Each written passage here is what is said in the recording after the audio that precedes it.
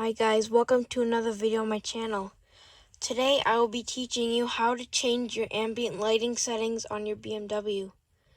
So first, we have to go down to My Vehicle, then you go to Vehicle Settings, you go to Lighting, Interior Lighting, and then make sure the ambient lighting is on.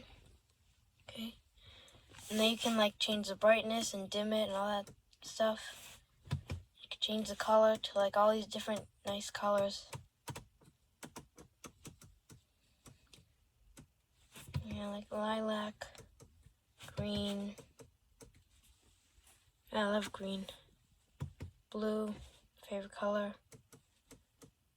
Bronze and orange, and yeah. Bye guys. Hope you enjoyed.